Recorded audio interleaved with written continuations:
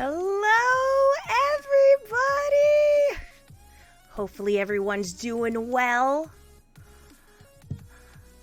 It's happening! It has begun!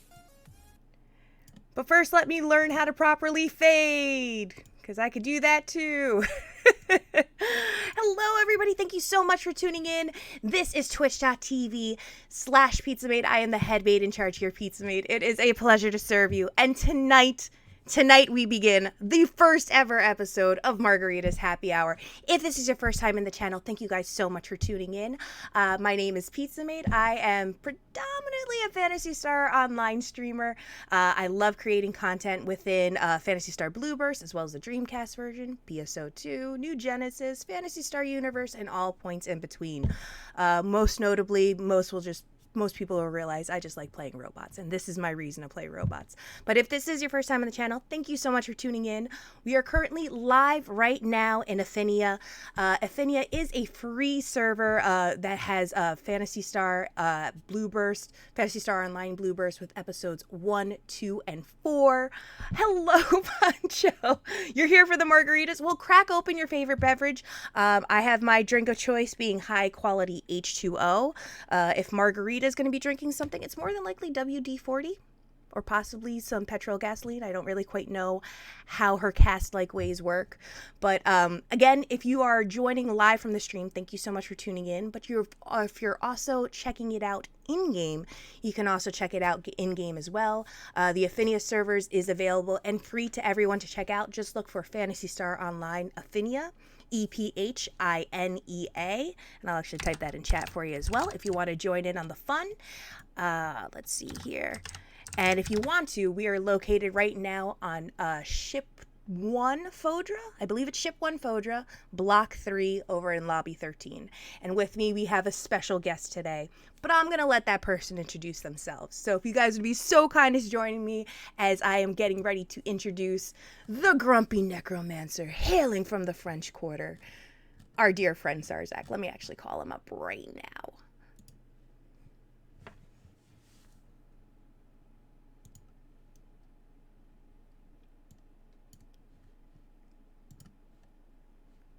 Let's see. Let's see if he picks up.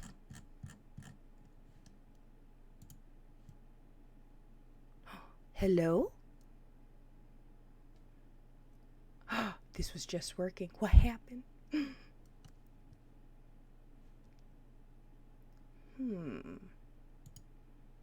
We got this up and running. Oh! Hello? Hello. Hello! There you are! How are you? I'm well. How are you? I'm doing good.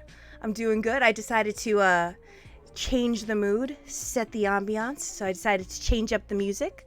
But everybody, if you are not aware, this is probably one of the newest content creators that I've been following, and I literally tune in every week. It's now like part of my regimen where I sleep on the couch on Saturday nights just to watch the streams and join the community and chat. It's an absolute blast. This is Sarzac, everybody. For folks that might just be meeting you for the first time, Sarzac, do you want to introduce yourselves, tell them all about you, and what is the lore behind the Grumpy Necromancer? Oh my goodness, just all in at once. Well, hello everybody. Hello, I'm Sarzac. I am peeking at chat and I see Poncho and Ramses there. Hello, Poncho. Hello, Ramses. Okay, so all right, you ask about VTuber lore. I guess I'm kind of not a typical VTuber in the sense that I don't do stuff like lore or use a lot of like VTuber terms. Like if I was to quit, I would say I'm quitting, not graduating. I'm more interested in like VTubing as like kind of a technology slash method or method of like entertainment as opposed to like a lot of the nuances of like the VTubing like community. Because there's some really like negative aspects of the VTubing community that I try to avoid. There's a lot of positives, and I've met some really cool VTubers over the last like year and a half. But the extent of my lore is I'm a grumpy necromancer that got tired of of dealing with necromancer things, so I'm playing video games. That's that's kind of the extent of my lore. You know what though? It's great lore, and the choice of games is really truly top notch. I've had the pleasure of course, watching your Phantasy Star online streams. I've watched your Castlevania streams, and I gotta say, I'm very surprised. You don't seem very grumpy. I have yet to see you rage. I have yet to see you rage. I don't believe it exists. I don't believe it exists at all. No, it definitely exists, but it has been quite a long time since I had like some serious rage on stream. Uh-huh. Like, I mean, I just played through Dark Souls for the first time, and I think that was like that took me like over 3 months to like play through, since I was just streaming it once a week. But I didn't get grouchy with Dark Souls at all until like the very final guy. But there have been some games like really earlier on where I had like serious like anger rage at. But it doesn't happen all that much. I try not to. There's like a fine line. I want to walk. I want to kind of be entertaining. I kind of want to be funny. At the same time, if someone gets like so angry and so rageful, that's not funny. That's not entertaining. Oh, well, I mean, I know from what I had seen from the Dark Souls, and I actually from your social media sites, specifically TikTok, I really enjoyed a lot of your Dark Souls TikToks because watching you do something and then seeing you proceed to fall off has had me cackling in the middle of my workday, and I'm like, I would do that. I've done that before in Elden Ring. I know that feeling. I've been there before. I sympathize with you. So. Oh yeah, totally. Now, do you actually have like a preference of games that you enjoy playing, or are there ones that really kind of resonate with you, or do you feel that you're kind of a very general person where there's not really one specific niche to you? So I'm elderly. That's something that needs to be clarified. I was born during the Carter administration, so I kind of gravitate towards, I guess you could say, games from like the NES generation through the PS1/N64 generation, and all the stuff in between: Super Nintendo, Sega Genesis, TurboGrafx. That's the kind of stuff that I really gravitate towards. And the genres are all over the place. They could be RPGs, they could be MMOs, they could be action platformers. Puzzle games. Like, it's generally like games from that period that I gravitate towards. But I like newer stuff too. Like, I'm planning to like play Elden Ring in a few months, and I'm really excited about it because I've seen it streamed before, and it looks really fun. It looks really enjoyable. It looks like a challenge.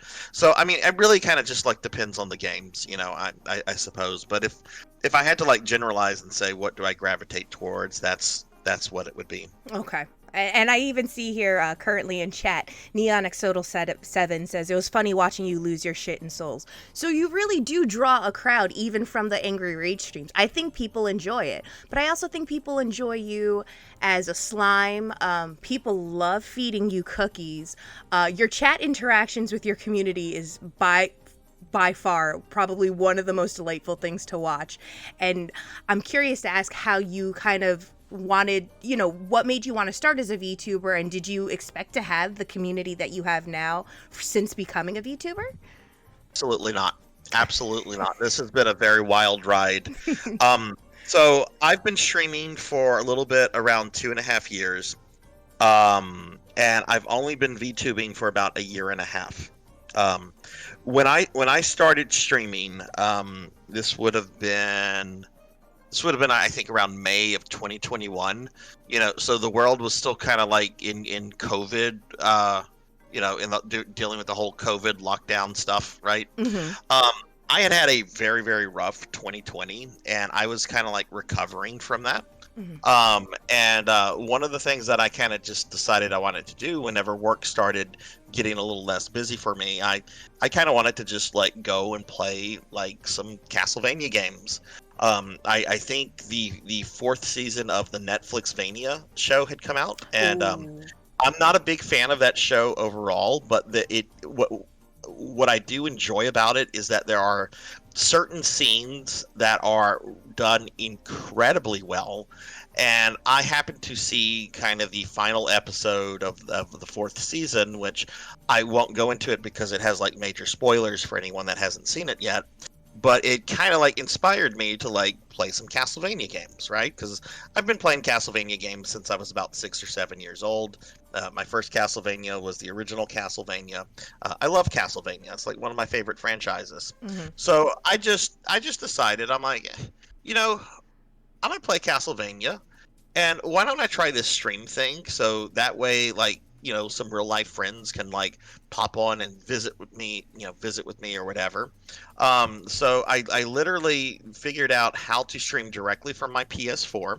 And then I just went on like Facebook and I went into a couple text message groups, and I just messaged friends. I'm like, hey, I'm gonna go beat Castlevania 4. If you want to come watch, shoot the shit with me, here's the URL on Twitch, right? Yeah.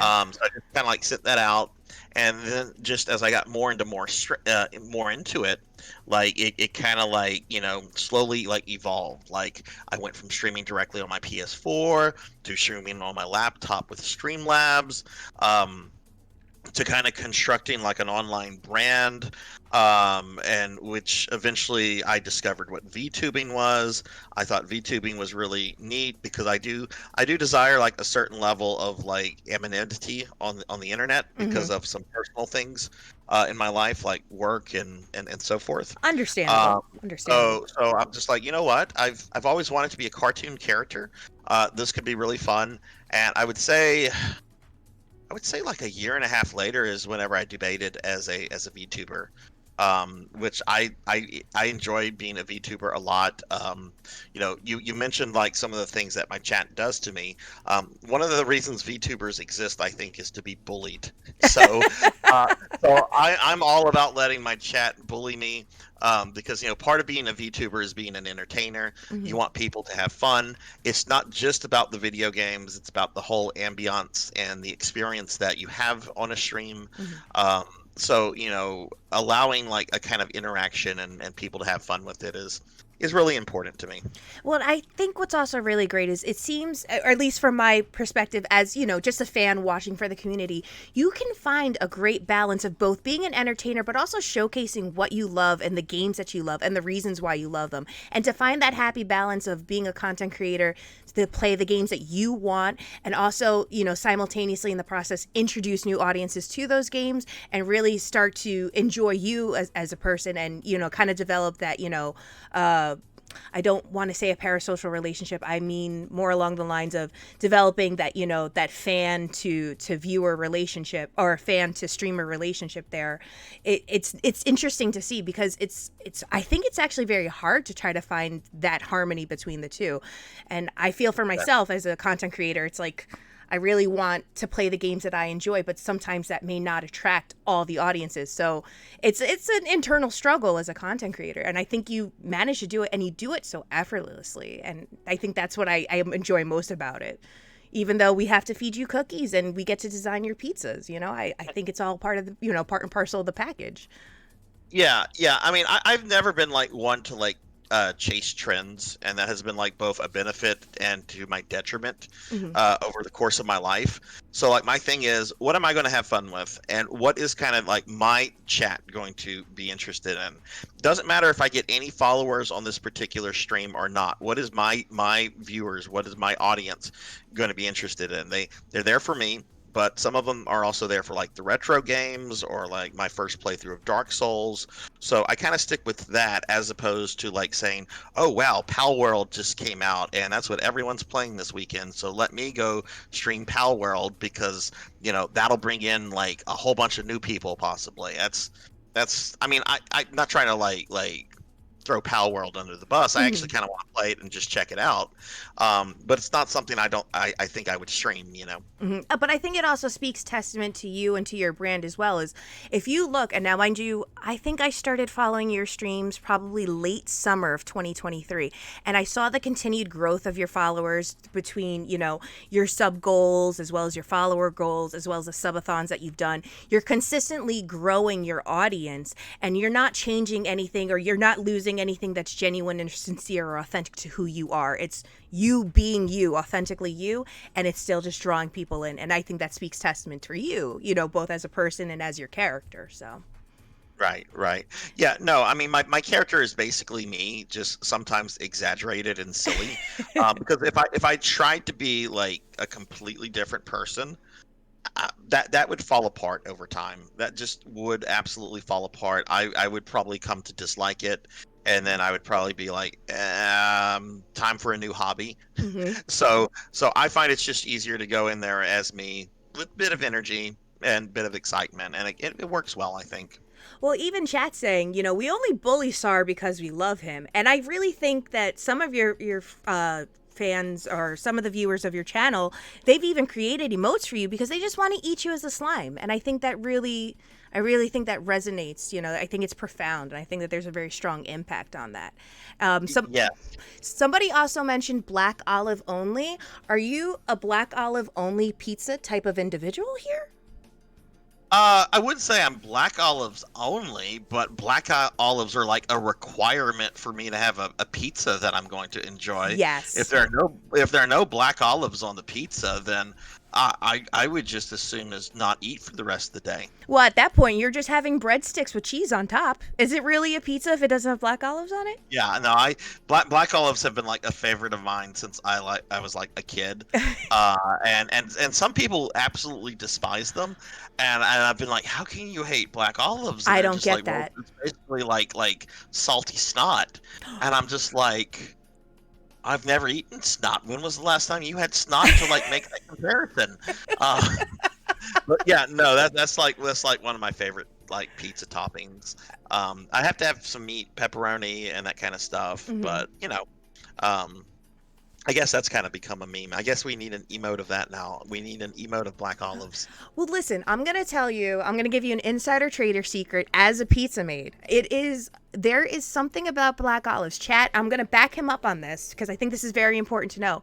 When you order black olives on a pizza from any fast food pizza chain, for whatever reason, the pizzas taste infinitely better because they look more appealing, they taste better, they have that slight saltiness that you can't necessarily get from cheese and sauce. Black olives is a secret ingredient that does not get used enough in this world. So I endorse black olives. Black olives 2024. That's what I say. Black olives 2024. So go get it. Go check it out. I do remember though that in some of our earlier interactions when I started following your streams and found kind of the courage and the bravosity to be able to speak up and chat. What I think gave me that courage to be able to speak to you and get to know the community better was you having regular kind of features within your stream schedule. Obviously, the most notable one of that being the PSO wheel on Saturday nights. To any viewers in chat that do not follow Sarzac, first of all, you should. It's a great time. Fridays and Saturday nights have been an absolute blessing for me these last few weeks, especially with the new Phantasy Star on Fridays and then PSO wheel on Saturdays. But the feature of the PSO wheel is that every Saturday night, Sarzac actually spins a wheel and he decides for the following week what game he's going to play. So I'm curious as to how the Phantasy Star franchise as a whole has impacted you as both a gamer and how it's impacted Sarzac. So okay, so Fantasy Star, like the entire IP, is probably one of the most important video game IPs I've encountered in my life. Um, it is up there with Castlevania, Mega Man, Final Fantasy, Resident Evil in terms of like personal importance to me. Um, Growing up, I was a Nintendo kid. I had an NES. That was the first major console that I had. We actually had an Atari, but like the Atari was my dad's, and I don't know if you've ever played Atari games. They're fun for about maybe 15 minutes, and then you want to go outside. Um, for the most part, there's a couple really good Atari games like Yar's Revenge and Pitfall and so forth, but most Atari games are kind of like, yeah, I'd rather be at an arcade. Um, but like I was a Nintendo kid, so I had a Nintendo, and then like the Sega Genesis comes out, and they come out with these commercials making fun of Nintendo, making fun of Mario, and as a kid, I took those very personal. So I was just like, no, I don't like Sega. I don't like Sega. Sonic's stupid. And of course, I got a Super Nintendo, and by the time that I like entered like my teens, I started growing out of that because I was kind of disappointed with the Nintendo 64 in a lot of ways. The 64 is a very good system, and it's got some iconic games on it. But one thing that I think really hurt the Nintendo 64 was the lack of third-party support. They didn't have their major developers like Square or Capcom or Konami like they had in the past. I mean, some of them, Capcom and Konami put out games on the 64, but they were not putting out their best, if you will, right? Those Yeah. were mainly going to like PlayStation. Um, oh goodness, I think it logged me out of PSO, so let me log back in. I'm sorry about that. No, you're all good. I forgot there's like an idle thing. So anyway, by the time that like I'm in like my mid-teens, I discovered JRPGs, and I had gotten online. We had gone online for the first time, like Christmas of '95. We got internet through AOL, and um, I very quickly like discovered video game communities on AOL, and I was just discovered JRPGs like Final Fantasy VI, and a couple other. I mean, I had played JRPGs before, like Dragon Warrior and Final Fantasy One, but I hadn't really gotten into them. And especially those earlier ones are not really strong on stories. Well, long story short, I just logged into the wrong Sarzac. Hang on, I'm coming. I'm getting back in. Oh my god, I'm so dumb. No, you're all good. I have two Sarzacs. Both are level 1, because that's not my main character on Blue Burst. But so like in the early '90s, my parents had gotten a divorce, right? They'd gotten a divorce, and I was living with my dad. My sister was living with my mom. It was a very amicable divorce, so there wasn't like set visitations or anything like that. And as I got a little bit older, it was kind of up to me if I wanted to go to mom's that weekend or not. And this is going to sound very terrible, but I wanted to be where the video games were. And there were no video game consoles at my mom's house. And my mom very quickly realized this. So she went to like a toy store. This is around 95, 96. And she bought a Sega Genesis with a Sega CD and a 32X and a whole ton of games because all of this stuff was on clearance. This is whenever they were selling like the 32X unit for like $20. Okay? What? So yes. So she bought all this stuff and like surprised me with it for Christmas one year. So I'm just like, oh, I gotta go to my mom's house. I've got Sega stuff over there. Well, after that had happened, and after I had discovered JRPGs, I remember one time. I'm finally back in the game. I remember one time we were at like an EB World or maybe a Babbage's or something like that. I don't really remember exactly the store, but I remember I came across this one Genesis game that was it was kind of on clearance. It wasn't like super on clearance, but I want to say it was around $40. But it was Phantasy Star 4. And I looked at it and I'm just like, I've heard of this online, but not a lot. So I ended up getting Phantasy Star 4, and I could only play it at my mom's house. And that was my first introduction to Phantasy Star, was through Phantasy Star 4. Phantasy Star 4 is, in my opinion, the very best game in the series. That's including all the online games. It's just a masterpiece of a game, and I fell in love with the world, in love with the characters, and that made me want to explore the other games. I was very lucky in that I had a friend at the time who had the original game on a Master System, and was willing to give me his Master System and his copy of Phantasy Star 1. I mean, he's just like, I don't want it. I don't plan to play this. Just give me like $20 for all of this. And I still stay in contact with this guy, and I keep asking him, just like, are you sure you don't want money for it, right? Every once in a while. But I ended up playing through the first game, enjoyed it. I didn't play the second game, which I really liked, but the second game is notoriously difficult. It took me many years before I could actually like sit down and beat the second game. But I ended up falling in love with the Phantasy Star games through that. And then when PSO came out, what year did PSO come out? 98, 99? I think it was 99, 2000, something like that. Yeah, something like that, I want to say.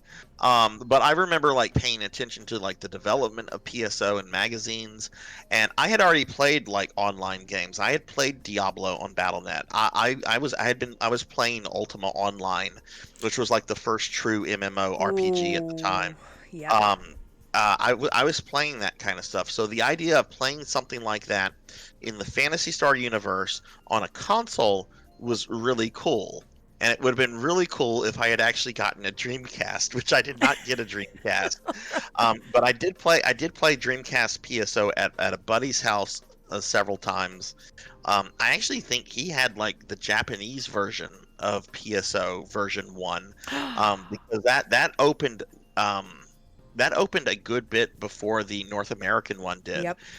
And he was playing on the Japanese servers and everything through his Dreamcast. Um, I eventually I did get PSO episodes 1 and 2 plus on the GameCube, which I played a lot of that. But the problem with that is that I only played it offline because I did not have a internet device for my GameCube. Hmm. So it was kind of weird with my experience with PSO early on. Like I played a little bit of Dreamcast online, but then I played a lot of like GameCube offline, right? Okay. So I guess I did I answer the question? Because Oh, that you seems like I did. went on like 30 different tangents. No, that's, but I wanted to hear that because that, I think that really shows like just how immersed you've been into the game. And I was very curious as to, had you been into the game and then, was still actively involved into it until PSO2 had emerged in 2012? Or do you think that you took a break in between those twos and then you kind of just reignited your love of Phantasy Star courtesy of PSO2? Well, okay, so with PSO2, like I missed all of the PS Universe stuff, Mhm. because I had unfortunately been sucked into World of Warcraft by then. Oh, And no. I was in World of Warcraft pretty hardcore for a while, Mm-hmm. but then I heard about the development of Phantasy Star Online 2, and I was really excited about it because I thought it looked great, and it's just like, oh man, this is going to be wonderful. Sega says that they're going to bring it here, and then they said, oh, it's coming,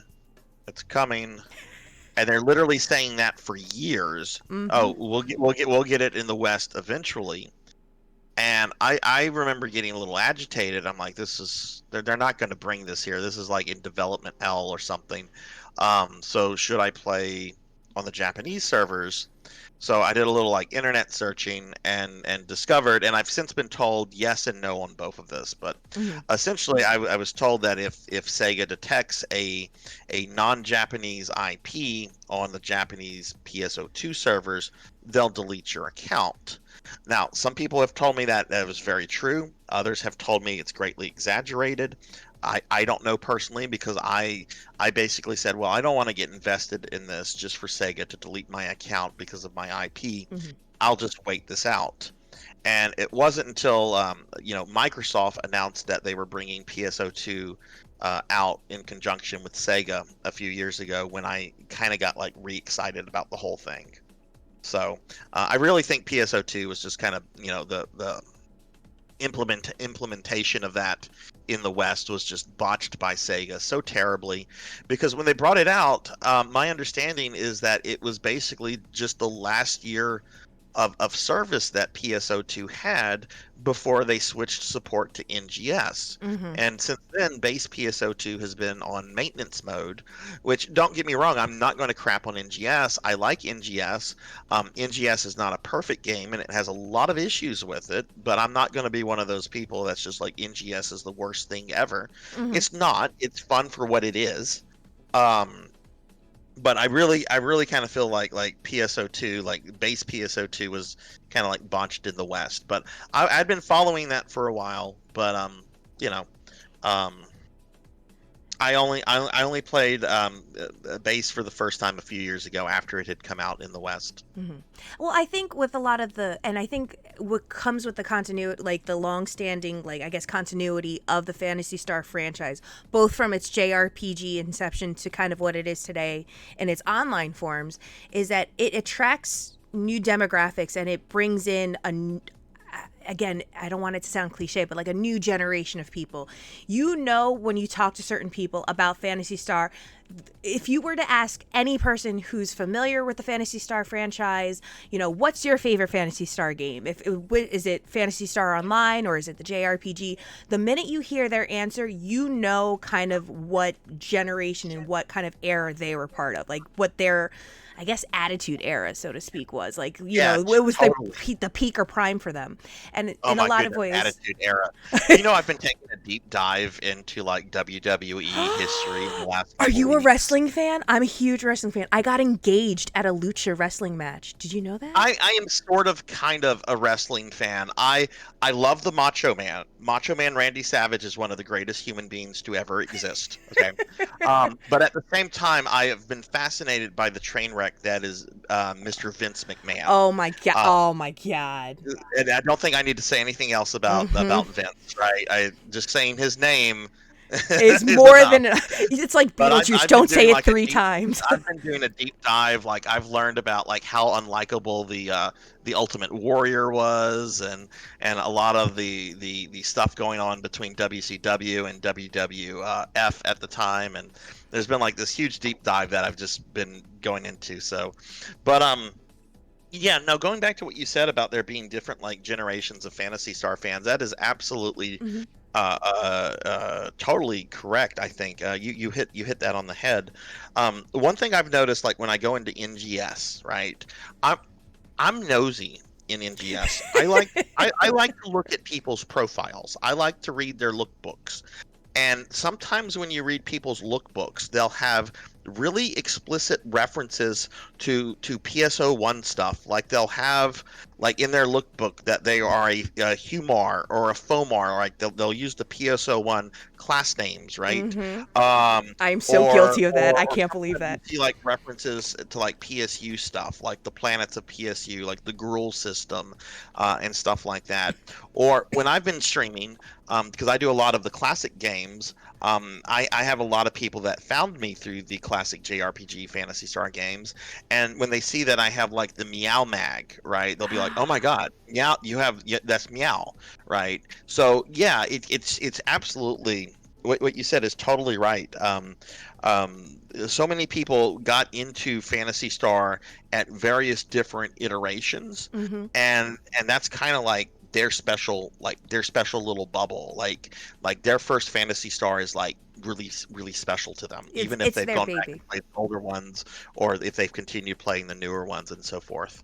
Well, I laugh all the time too, because even when I log into PSO2 New Genesis, or even base PSO2, especially when they released the Raggle memories, I remember I put together the nicest outfit that I could put together. I was so proud of myself. I spent hours in the salon. I had more people compliment my section ID sticker than my outfit itself, and I was like, that speaks volumes. Because when I started playing on Ephinea, and now mind you, I played everything backwards. I played PSO2 in 2017 on the Japanese servers, and then I went to Blue Burst on Ephinea, and then I subsequently went all the way back and I purchased a Dreamcast just to play V1 PSO. I started out as a Hunewhirl, and my section ID just happened to be Viridia, so it kind of just stuck with me, and it brought more conversation starters than anything I think I've ever done in the game. I've had more people ask me about my section ID than they've asked me about being a Braver or playing a Dooman or my outfits or my love for Kuna, and I was like, wow. Yeah.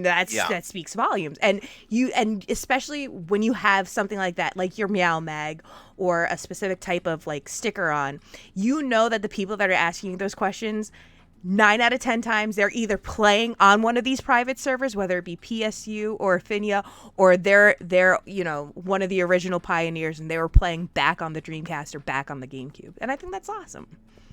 One of the coolest experiences I've had in New Genesis, to go back to New Genesis, Hmm. since it's kind of like the current PSO game Yeah. or the current Phantasy Star game, when they introduced creative spaces, and I'm pretty sure you've seen this on my stream before, but when they introduced creative spaces, this past summer, some players did some really incredible things, and I remember I was on Reddit, I shouldn't admit that I use Reddit, but I sometimes use Reddit to look at things.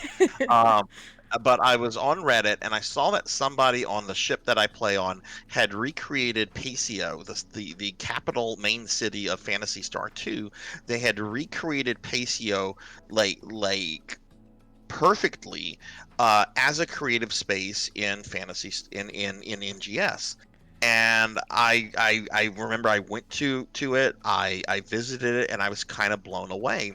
But one thing that I noticed was there's a particular house. It's the house of the main protagonist of Phantasy Star 2, Rolf, and his well, Nay lives with him. Nay's the monster girl that Rolf adopts as like a little sister in Phantasy Star 2, right? Best girl. Um, yeah, she's the cat girl. She's the cat girl. We had a Cute talking girl. cat in the first game, and we get a cat girl in the second game. Well, I had collected, because I love the original game so much, I had collected much earlier as many of the aesthetic items as possible to do perfect cosplays of Rolf and Nay, and another character, Prince Rice from Phantasy Star 3. So I reached out to this person and I said, "Hey, what you've done is incredible. This is amazing, and this is my favorite creative space. I have all the cosmetic items to do a perfect Rolf and Nay cosplay. Would you be interested in me, in meeting up with me, and I can allow you to use those assets so that you can actually have those two characters in your creative space as NPCs that people can interact with?" And they absolutely jumped over at the experience. And they were super detailed. They were super detailed. They were just like, "Your Nay's a little too chubby. We need to kind of tone her up here. She needs to look perfect. Your Rolf is a little too short. We need him to be a little taller." What? Um, but it was so cool whenever we got all that done. And I was, you know my contribution to that is minuscule. If you actually go to this creative space and you see the amount of time and effort that this player has spent in creating it. What is her name? Loon Fox. Loon Fox is the player's name. Oh, I'm going to have to look for this. And I know what ship you're referring to, so I'm going to have to go on a deep dive for this because I'm very interested about that. I would love to see that, like, just in the flesh. But I think that's awesome that, for a game that may not particularly, it doesn't, I enjoy the game, and I'm probably that 1% that didn't mind the story for PSO2 New Genesis.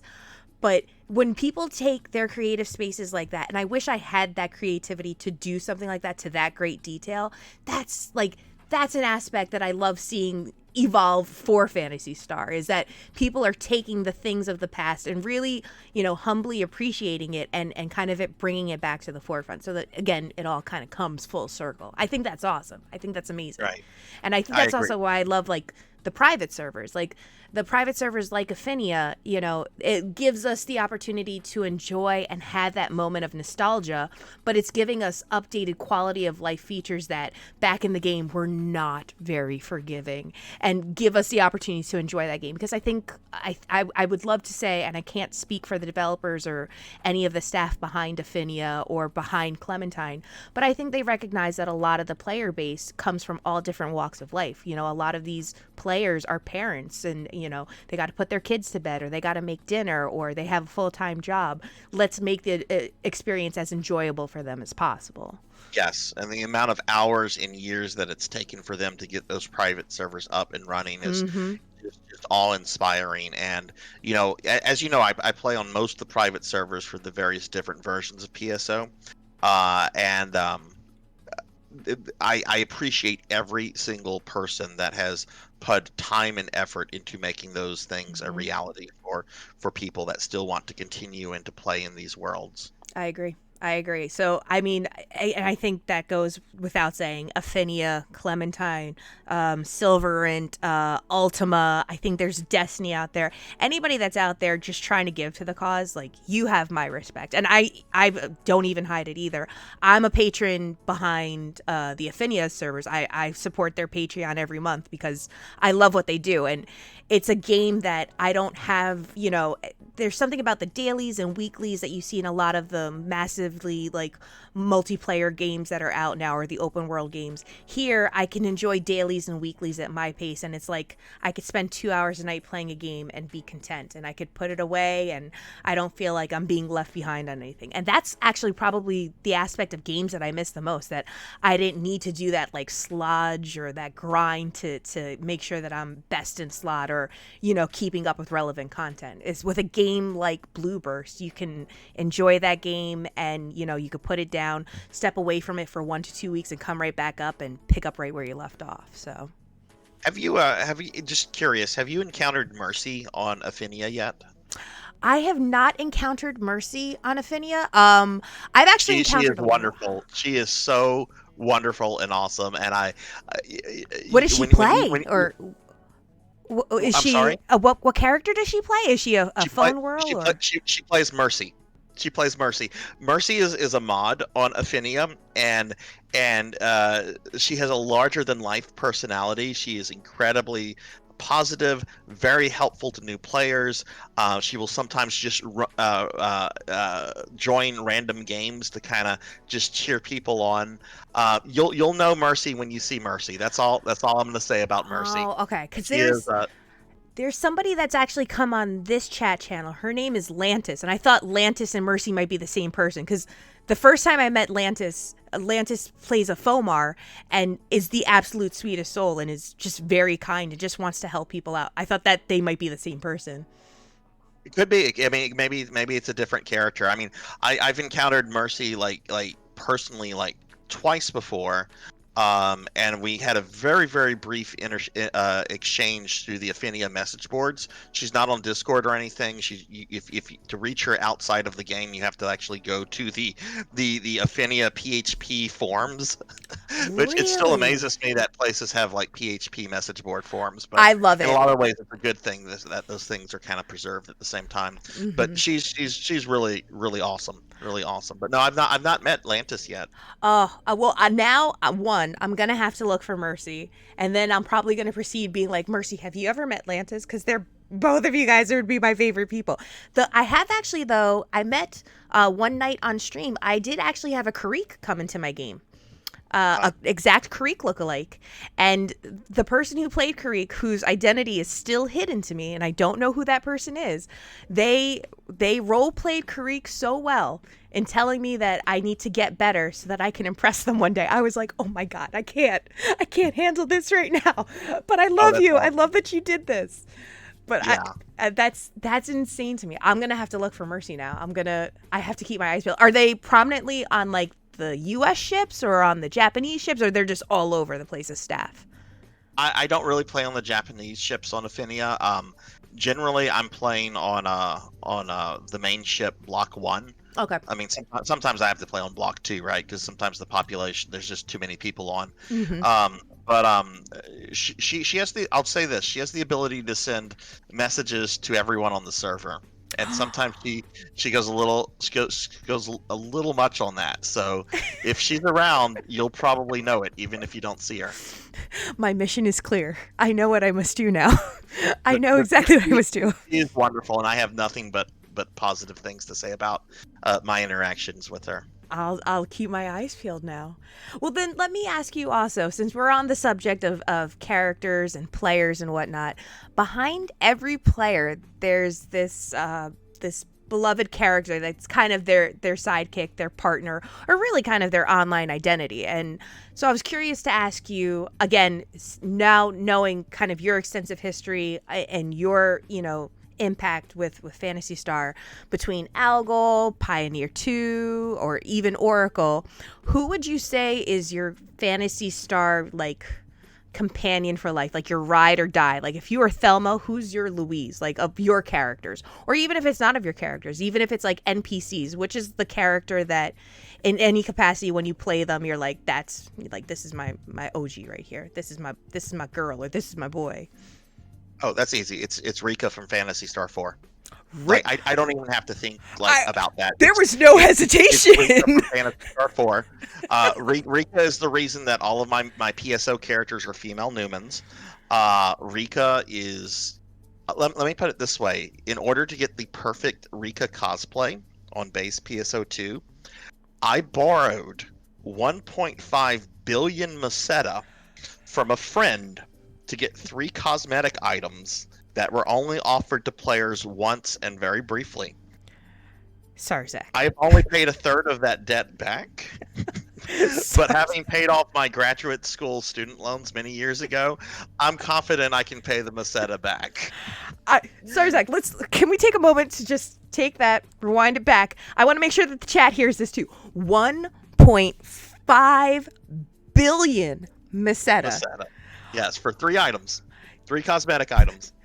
Dare I even ask what those 3 items are? I've paid one of them off completely, and the other one will probably be paid off in the next week or 2. And then there's the other one, which is the really expensive one. But it would be Rika from Phantasy Star 4.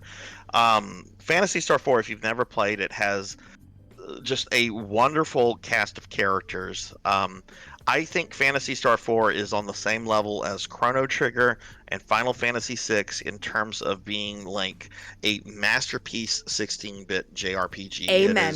It is a marvelous game. You do not need to play the first 3 games to play Phantasy Star 4. It does an excellent job of informing you what you need to know about those previous games to enjoy Phantasy Star 4. And I would tell anybody, if you only ever play one Phantasy Star game in your life, it needs to be Phantasy Star 4. It's an incredible game. Okay. I thought for a second, I'm here thinking, of course he's going to say Senri. Which Senri is Sarzac going to refer to, though? There's so many Senris to choose from. Oh, you're talking. No. I was like online identities in that. I said from the whole group, though. That meant NPCs too. So if you said Rika, like, that's fine. I wanted, it could have been any character, whether a character that you created or a character that was already active in the game. I figured I'd go and make it as broad as possible. Senri is basically female me. I mean, Senri's basically female me. So, I mean, Senri's kind of a stand-in for myself. Okay. And all the different Senris are kind of just, I guess you could say, almost kind of like different, I guess, plays on like my interest or personalities or whatever. But since I only am interested in playing as female Newmans, well, there's the one exception of my Dreamcast character, but that's because you cannot have a Newman in Dreamcast version 1 that plays a ranger, and I want to play at all the different classes in PSO1. Yeah. I mean, Senri is basically just kind of a stand-in for myself. I don't really roleplay those characters either. I used to be like heavily involved in like the Ultima Online roleplay community, and I had a lot of fun with that. And that's probably something I want to like show on stream one day. But Rika, when I think of like Phantasy Star characters that mean something to me, Rika from Phantasy Star 4 stands out more than any character. The one I identify the most with, though, is Dark Falls. Like Dark Falls is the most sympathetic, complex. No, I'm joking. You're like, I really love when Dark Falls just knocks me off of the castle all the time, and all I really want to do is hold your hand. No. I'm right there with you. I don't know. When I was putting these questions together, I was there thinking to myself too. I'm like, who's the character that I am closely like really connected to? And unfortunately, I realized I have a pattern. Like, I was sensing a pattern. It was Criminal Minds all over again. I'm like, they're all cast. It's always a cast. That's just what I connect with. And it could be Fourier from PSO2. It could be from the animated series. I really loved the little girl that played a female ranger by the name of Silva. I'm like, everybody has one that they go to. The problem is I feel very limited, though, in the amount of merchandise that I can get from my beloved favorite characters. Do you have Rika merchandise that, like, you cherish and treasure? There is no Rika merchandise. There's none?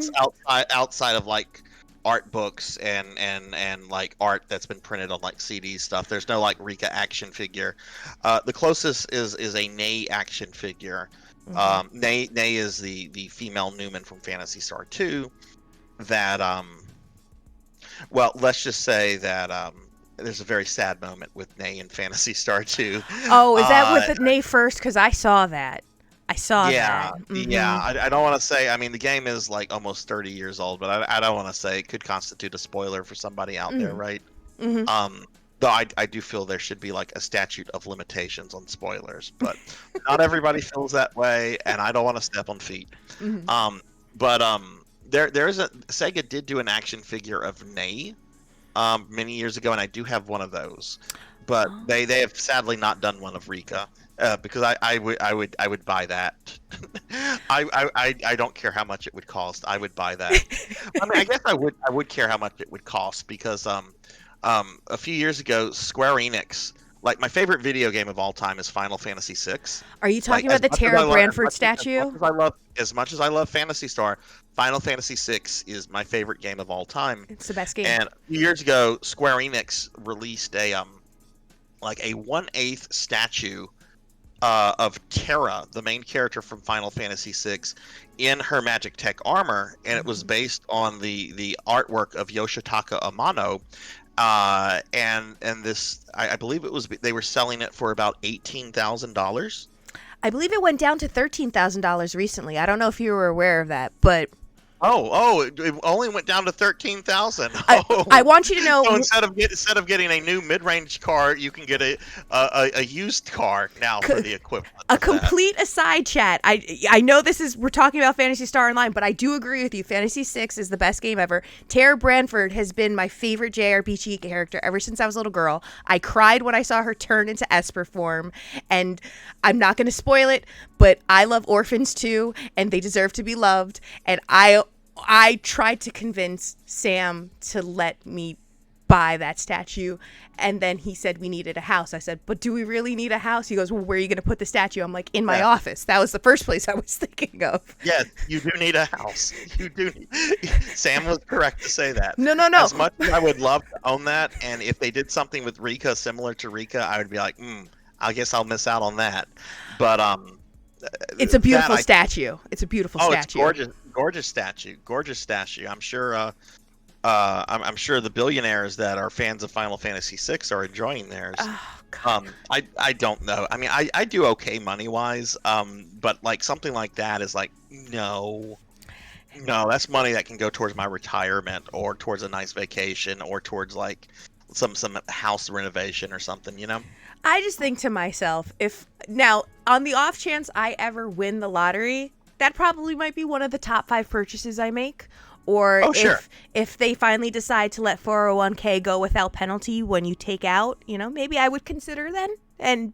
But I do love collecting statues, and that was one that I was like, I know exactly where I would put this in my office, even though I have Alucard in there right now, and I think I have another one on the way soon. I don't know. So I would start planning it out. But I do understand the reservations on it. In the meantime, though, I mean, chat, if you're with me, what about a custom Daki Kimura pillow of Rika? If I can just send that to you, would you use it?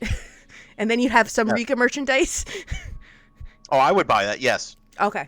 Just checking to make sure. I believe that the top thing on my throne page right now is like a pillow of like an anime VTuber character. So yes, if there was something like that of Rika, yes, I would buy that. Well, they let you make custom Daki Kimuras, right? Couldn't you ask for a custom Daki Kimura of Rika, and then you could just hang out with her, be like, hey, what's up? High five. You want some black olive pizza? Maybe you could do that unless they have like a rule. I mean, because Rika is a copyrighted character. That's true. But it just every place is weird about that. I remember like a really long time ago, like my kid had a birthday and I forget what character. I think she wanted like SpongeBob. Like she wanted a SpongeBob birthday cake.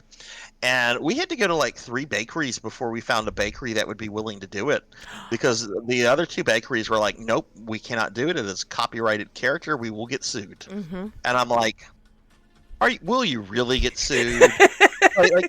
like this is a bakery in like the middle of South Louisiana. Do you think the Viacom bosses in like LA or New York City or wherever, do you think they really give a damn about some kid's SpongeBob birthday cake? They check the IRS audits, they check the receipts and see all the transactions that are made, and if any of them pertain to that sounds like something Disney would do. I wouldn't expect this of SpongeBob and Viacom and Nickelodeon, but Disney might pull something off like that. I don't know. Disney in the past has gone after like locally owned like nurseries that like use Disney characters. Yeah. Disney has absolutely done that before, but Yeah. Disney is well, I don't want to get negative, so I'll stop talking about Disney. No. It's fine. I know where you're going with that. I completely understand. But or we can even get you a Big Bird pillow if you want to, because I know I've never I still think about that from time to time, and I have moments where I'm like the butterfly effect. I'm like, did Sarzac say that, or did it really happen? Is this like the Berenstein Bears thing all over again?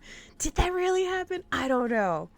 I had to limit the Big Bird discussions on my channel because Big Bird was becoming like part of the channel lore. And while I love the Big Bird stories, while I love the story that like in reality they briefly considered putting Big Bird on the Space Shuttle Challenger in the 80s. I don't want to upset the Children's Workshop by me constantly talking about Big Bird, so we had to stop that. Oh. But which chat, if you've never heard that before, yes, it's true. Like for a brief moment in time, they considered putting Big Bird on the space shuttle Challenger, the one that exploded. It could have been Big Bird, but they decided, you know what? Let's go with a teacher instead. Oh no! It was 19. Never mind. I'm not even gonna ask about the year. I know what the year is, and that just makes me feel. Anyway. No, I remember what year that happened now. Oh man, where was I going with that? I got lost. I had a train of thought because now I'm thinking about his Big Bird on the Challenger. Anyway, speaking of Big Bird, let's talk about your game collection. That's how I'm going to segue this. There we go. So now anybody in chat who's not familiar with you just goes, he has Big Bird in his game collection? I actually do have a Big Bird game. I do have a Big Bird game. Wait, okay, hold up. I gotta hold my question then. You need to tell me about this. I have a Sesame Street game on the NES. They came out with a Sesame Street game on the NES? Oh yeah. Educational games were big on the NES. So like I think even Barney had an NES game, or maybe an SNES game. Okay, so I remember my recollection and memory of games on the NES. Now, mind you, for whatever reason, I was obsessed with Gyrus from Konami, the shoot 'em up game. That's a good game. Yeah. I love that game. Best music, one of the best music soundtracks, even though it's all just 8-bit pixel classical tunes. Absolutely love the game. And the Planet Uranus or Planet Saturn, you can kiss my ass. I hated doing that level every time.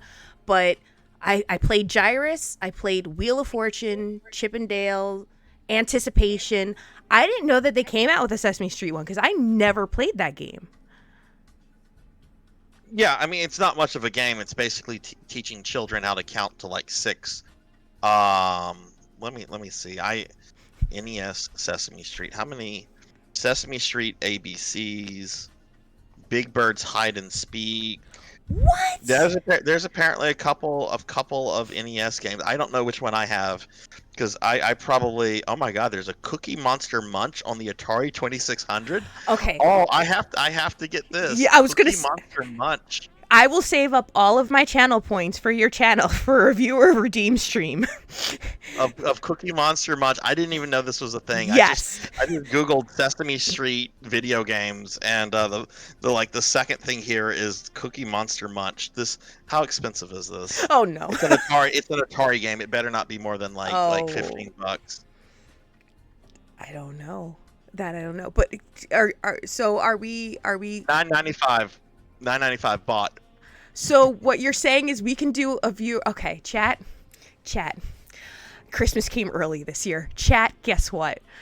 We could do a viewer redeem stream of Sarzac playing Cookie Monster Munch on the channel for one Sunday stream. How does chat feel about that?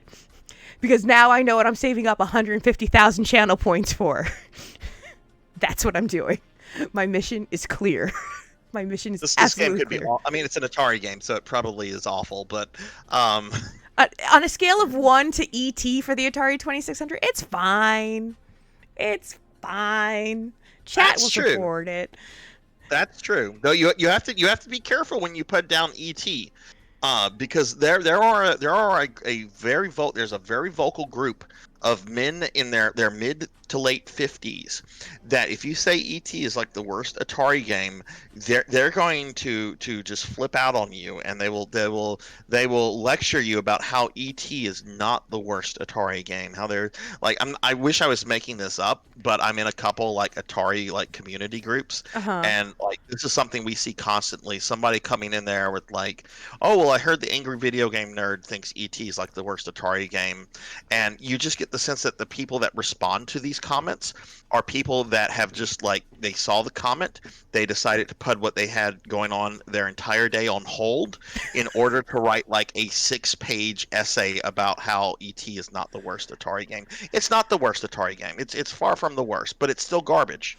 I would like to believe in my mind to try to make it like a redemption story, because I always try to find the good in people. I want to believe that that person that's coming in there so strong and just so, positive and just, really sticking to their beliefs on this one, that person had their original Atari for the 2600 video game cartridge thrown in that landfill with the rest of the Atari ET20 Atari games as well. That's the story that's going to stick in my mind rent free, even though that's probably not the case. I just want to assume that's why they're so upset about it not being the worst game of all time. I'll just say this. I played the ET game when I was a kid before I'd seen the movie, Mhm. and I've never been able to enjoy the movie. I remember my mom like showed me the movie as a kid, like a few months after I played the game, and I just went into I just went into the movie just not wanting to like it before it even started because of the game. I'm just like, well, ET has a shitty video game, so he's of course going to have a terrible movie, right? I still get no enjoyment from that movie. Oh wow! So do you really? So it's really ruined the ET experience for you as a whole, is what you're telling me here. Oh yeah, yeah. Spielberg really messed up when rushing that game development. Well, I'm glad I never saw Fern Gully: The Last Rainforest as a video game, because if any cartridge company ever screwed that up, I think I would have been inconsolable throughout my childhood years. And those are Oh formative goodness. years. Those are formative years. Wait, is there a Fern Gully video game? Is there? Oh, Uh, I wouldn't be surprised, but Fern Gully video game came out in '92. Surely it had it had to have had. I know that they had surely it had the Pizza something. Hut toys, if I'm not mistaken, and that was, oh man, I wanted to save every rainforest I could after watching that movie. It made me the plant lover, the green thumb that I am today. And I'm not very good at keeping plants alive, but I want to keep saving rainforests because I got to save Krista. That's all I think about in the back of my mind. Every time I recycle, I think about Krista and Fern Gully. And I see chat here going, so Sarzac, you've never phoned home, huh? And Melchior Nope. says E.T. lives on in Gollum. Oh God, yeah, Gollum. That was bad.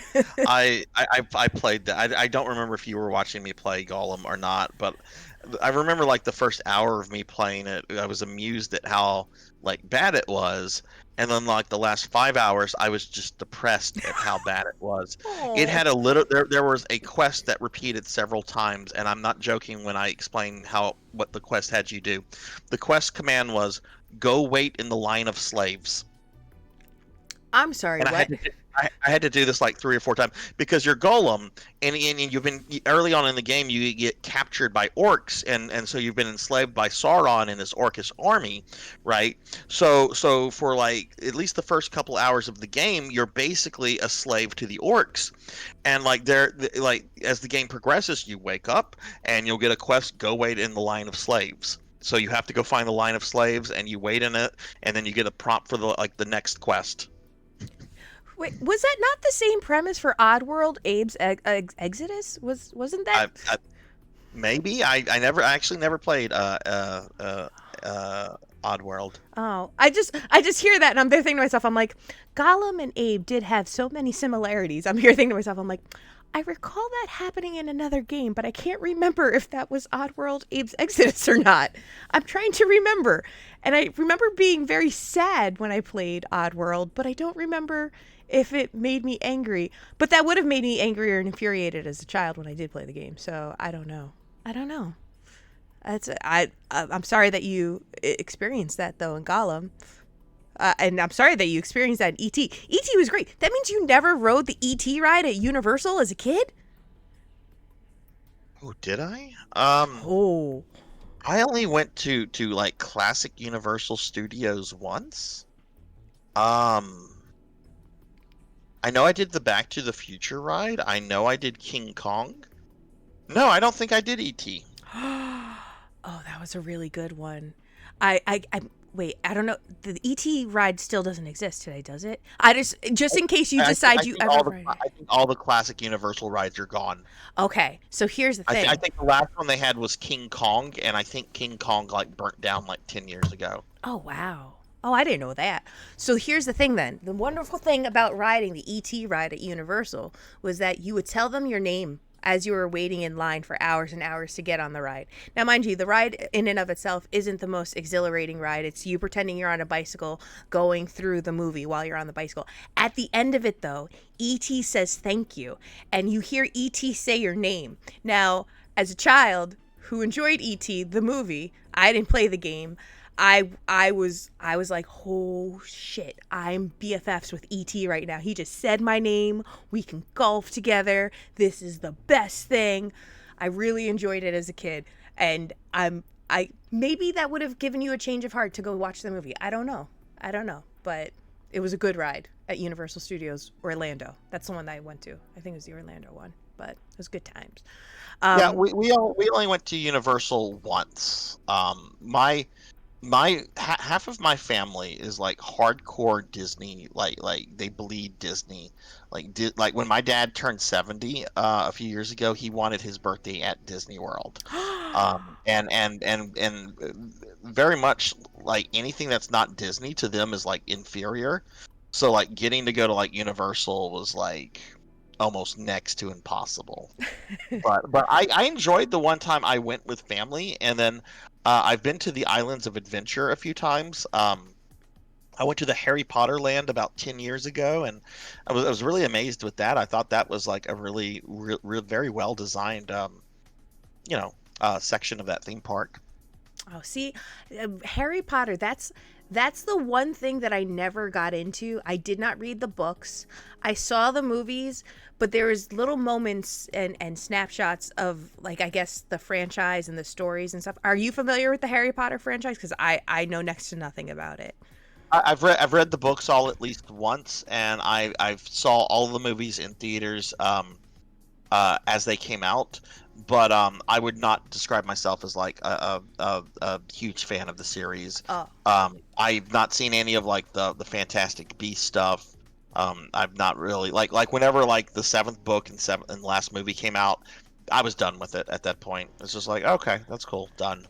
I made the fatal mistake of making a joke about it, and I didn't, again, having no context behind the book, I said that the rat wasn't really a rat. Like, I thought he was a good guy, and someone screamed at me about scabbers, and it was a done deal after that. I was like, I don't know if I have it in me to ever read the books. And I was just looking on TikTok recently about some girl who's been crying as she's reading through the series, and she's giving her updates on it, and that just made me think of that for some reason. So yeah.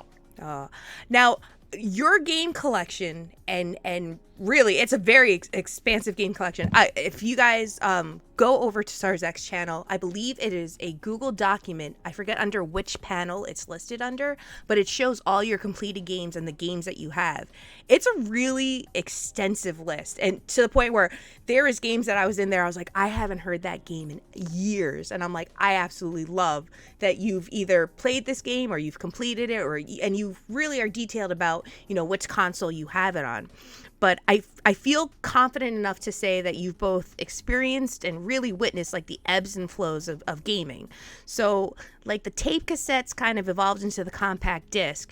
Do you feel that gaming as a whole is evolving to its next iteration, or do you think that maybe we're possibly making a loop to revisiting what we know and have loved from eras past, and kind of retro gaming is the new iteration? I'm very curious to get your take on that. I don't like a lot of the trends that I'm seeing with gaming right now in terms of not the games themselves. I think you're still having a lot of very masterful games produced, but there's a lot of trends that I don't like. I don't like this push that you're seeing with a lot of companies to move people towards like streaming subscription-based services. Mhm. I love Nintendo. I hate a lot of their business decisions, but I love like Nintendo products. But I don't like how if you want to play their retro games, you have to have an active subscription to Switch Online. Mhm. I preferred it back in the Wii and the Wii U days where we had the virtual shop. If I want to buy a game, I buy the game. Game is mine, right? So there's some things I'm not really liking in terms of like what's going on with the industry. I do think we are moving towards kind of a direction, or at least being pushed in a direction of where companies are no longer content with us to own copies. They basically want Mhm. us to like license them, so we have to buy them again and again and again over the course of our lifetimes. So there's some stuff I'm not liking with that, but I mean at the same time you're seeing games that come out that are having like major impacts, like Elden Ring, the Resident Evil 4 remake, which was incredible. I haven't played Pal World yet, but I mean I've heard so many good things about Pal World, and I mean Pal World of course has had its bit of controversy, which I don't know enough about. I don't know enough about the whole thing to like comment on, but I think you're still seeing really masterful games being produced here and there. But at the same time, I think there's some very troubling trends going on with the way games are being sold to consumers and so forth. I think the industry is getting much less consumer friendly than Mhm. it has been in the past. Yeah, exactly what Ramsey says about Ubisoft. There was an Ubisoft executive a few weeks ago that said, "quote I believe gamers need to get used to the idea of not owning the copies of their games." End quote. Something like that. Well, you know what? Okay, that's fine. You want to do that, Ubisoft? Okay, I've got enough games to keep me busy Mhm. for the rest of my life, and that's without even dipping my toes into like emulation and software piracy and all that. So I'll just ignore your products if that's how you're going to treat consumers. Yeah. And there's something special for speaking solely only for myself. There's something special about having the physical copy of a game. There's something about having the instruction manual or having the original case because it has a specific serial sticker attached to it that's attached to your game disc. Something about that tangible connection between you and a physical item. There's something about that I'll always love and cherish, and it frustrates me. It's the same way also with people not wanting to own books anymore or comics. They want to take everything towards digital, or people who, care, they don't care about having DVDs or anything like that anymore. There's something still very sacred about having the physical item that's important to me. And I don't know why. Maybe, again, it's just from the era that I came from, but there's something very sentimental to me about having a physical copy of a disc and an item. And maybe it has to do with the fact that to know that there's companies out there that feel that like what we give we can also take it away. I don't like that concept. So Yeah, I, yeah. I like having No, the no, sense of a collection. I don't know. Maybe that's yeah. just me. Well, that collection, it's because you know that that's yours. Yeah. That's your copy. You put the work in at your job to be able to afford that. That item represents work that you have Mm-hmm. and that you spent money on for something that gives you a small amount of joy, Mm-hmm. right? Um, I mean, there's a lot of really nice things about being able to buy games digitally, but at the end of the day, a physical copy is something that I personally own, and if I, for whatever reason, want to resell that and make, you know, some of my spent money back on it, or maybe even make more of off of it if it's gone up in value, I like the ability to do that. That said, I almost never sell anything that I have. A lot of my game collection that you've talked about are just games that I've bought over time. I have, most of my NES games. Well, not most of them, because I did buy a lot of NES games in the 2000s, whenever they were dirt cheap. But a large percentage of the NES games that I have are like childhood copies, Mm-hmm. right? Um, but yeah, I think it's something, not just about having like the physical thing in front of you, being able to touch the book or whatever, because if whether you have a book, a physical book or an ebook, if the important thing to me is, did the person read the book? Do they understand the contents of the book? Because the contents, whether it's fiction, nonfiction, or whatever, that is so much more important, I think, than how that person, that reader, has decided they want it delivered to them. Mm. Uh, but at the same time, owning a physical book means that this is something I spent money on. This reflects my investment, my work, and potentially I can do whatever I want with it. I Oh my goodness, Sonic. That is one of the few games that I owned back in the day that I sold. What? Oh my You goodness. sold Magic Knight Sonic Rayearth? Magic Knight Rayearth. I bought my copy directly from Working Designs, and it was a delayed game. It was the last game that came out for the Saturn in North America. Working Designs really took their time in developing it, but I remember I had paid for it, and they mailed me the copy directly, and within a year or two of me getting it, I sold it. I will never be able to get that game again because of how much it goes for. Oh And it's gosh. a huge regret of mine of actually selling that. So yes, Sonic, please hold on to that forever. That's a true treasure that you have. Oh my gosh. Now see, I've grown very fond of, and people laugh at me about this all the time, but I don't care. Save files, memory cards, VMU cards, and guidebooks. For whatever reason, and maybe I have a hoarder mentality that I'm just not aware of, or I'm slowly coming to the realization of, but there's something about having the original guidebook and having my save file, or maybe I even played the game blindly, but I still kept the memory card that has that save file in it. Those are things that I absolutely treasure. And like, I think I have like 2 or 3 Nintendo DS save files that I will not get rid of, because whatever save file I have from a certain game, I remember the memories and all the work that I put into that character, and I cherish them. And that's, again, I have the most asinine collection of games and whatnot, but having save files, having memory cards, the VMU cards, I have just a regular standard Dreamcast VMU. I want to get one of the Phantasy Star Online ones to actually put a save file on it, but those are the things that mean like so much to me, and I'm like, there's something cool about them because they're just not around anymore. It's that tangible feeling that I really, really enjoy about them. Yeah, no, I feel the same way. I have old memory cards. I have old save files. I was actually shocked 2 years ago, when I was celebrating getting 150 followers on Twitch. I decided I was going to stream Zelda 2: A Link to the Past, and I was going to do it on my original cartridge that I got as a kid, which I could never beat that game as a kid. I hated that game as a kid. Mm-hmm. When I went back as an adult and I played it again, I loved it and I beat it, and I think it's a marvelous game. But I had a save file, and this was just 2 years ago. I had a save file on that cartridge that dated back to when I was in the 4th grade. And since I was streaming from this cartridge, the save file was under my actual name. Oh And I'm no. like, I cannot dox myself. So I deleted the save file, and it really hurt. It really, I have a better save file on there now because now I have a completed, end of the boss, everything save file. But that actually kind of hurt. And when I think about it, I'm like, why are you sentimental about data?